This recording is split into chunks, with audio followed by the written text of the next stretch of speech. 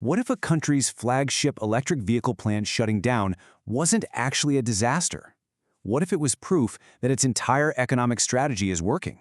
Today, we're digging into Canada's shock absorber economy, a paradox that tells a fascinating story about national resilience. So here's how we're going to break it down. We'll start with the shock of that factory closure, and then look at the incredibly precise response that followed. From there, we'll define what this shock absorber economy actually is, see how it stacks up against the system in the US, and finally explore how this is all part of Canada's big pivot toward an independent EV future. All right, so let's set the scene. Our story kicks off with a major shockwave hitting the Canadian auto sector.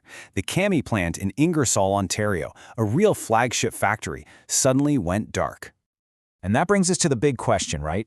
How on earth can a billion-dollar factory closing its doors reveal anything other than a massive failure? Well, the answer, as always, is in the details. And look, this wasn't just any factory. We're talking about Canada's very first full-scale commercial EV plant. It was backed by $1 billion in public funds and was supposed to be a huge part of the country's green industrial future. The immediate impact, of course, was human. 1,200 skilled jobs were suddenly thrown into uncertainty. For a town like Ingersoll, this was a potentially devastating blow. 350 workers were facing immediate layoffs, and that was on top of hundreds who were already on leave. So, why'd GM do it? Why pull the plug? Well, they laid out three pretty clear reasons. First off, demand for their electric Bright Drop delivery van was way softer than anyone expected. Second, and this is a big one, key U.S. tax credits for those vans vanished, which basically gutted the business model overnight. And finally, they made it clear, production was ending for good, not just moving somewhere else. Now, a hit like that, it should have been total chaos, panic. But what happened next was the exact opposite. Let's look at the coordinated response, which was all about precision, not panic. The response was immediate, and it came from two directions, hard and fast. The federal government instantly formed a response group to get a new vehicle model into that plant, all while promising to hold GM's feet to the fire over that billion-dollar public investment. At the exact same time, the unions jumped in to protect workers' paychecks and even threatened to sue GM for breach of contract. So instead of the economic freefall you'd expect, what you got was this controlled, precise, almost surgical response. It was a world away from the kind of mass layoff stories we're so used to hearing about at similar plants in the United States. It was like Canada's systems were literally designed to absorb a shock like this. And this surgical response wasn't just about cutting checks for unemployment. No, this was way smarter. They immediately fired up emergency training programs to get that workforce reskilled for new EV jobs. And they coordinated support for all the regional parts suppliers, helping them pivot to other projects instead of just collapsing. Okay, so all of this brings us to the core idea here, the big concept, the shock absorber economy.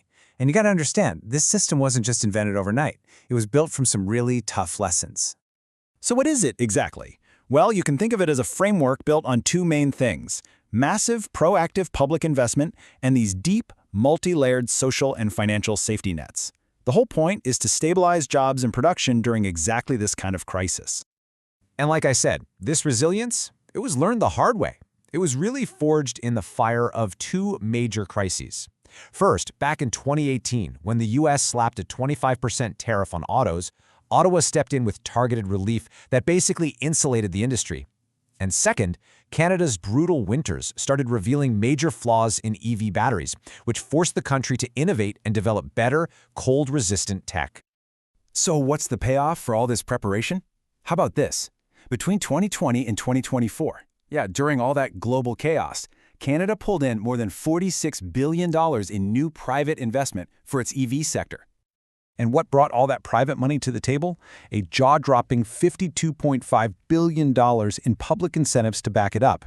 Now, to put that in perspective, relative to its economy, that is the biggest public investment of any G7 nation.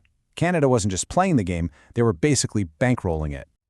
But here's the thing, it's not just about the money. The real magic is this deep, structural alignment. You've got community colleges working hand-in-hand with unions on rapid reskilling programs. Unions aren't seen as adversaries, they're treated as core partners in planning. And maybe most important, there's a multi-party political consensus to protect the auto sector, keeping it safe from the chaos of election cycles. This whole model, it really snaps into focus when you put it side by side with what's happening just south of the border. It's truly a tale of two systems. Okay, so here's the fundamental difference in a nutshell. Canada has a proactive system. It's designed to build a buffer to absorb shocks. The US system? It's much more reactive, which often forces companies into this constant, expensive cycle of damage control. And that volatility, it has a real price tag. While Canada was busy building those buffers, GM was eating an estimated $4.5 billion in extra costs just from tariffs in the US. And on top of that, they had to sink another $4 billion just to navigate the political maze at home. Think about that. That's money that could have gone into R&D, but instead, it went into crisis management. And this is exactly why you hear analysts starting to call Canada a natural buffer zone for companies like GM. It's become this island of stability and predictability where they can actually get work done, shielded from the political storms that are battering their operations elsewhere. So where does all this lead? Well, the GM crisis didn't actually derail Canada's big vision. If anything, it made it crystal clear. It was this painful lesson that being too dependent on the US market was a huge vulnerability. And that's when the country really started its long-term pivot, building toward a future where it's in the driver's seat of its own EV industry. And this new playbook, it's got three main pillars. First, control the raw materials. Process critical minerals like lithium and cobalt right there at home, from the mine all the way to the battery.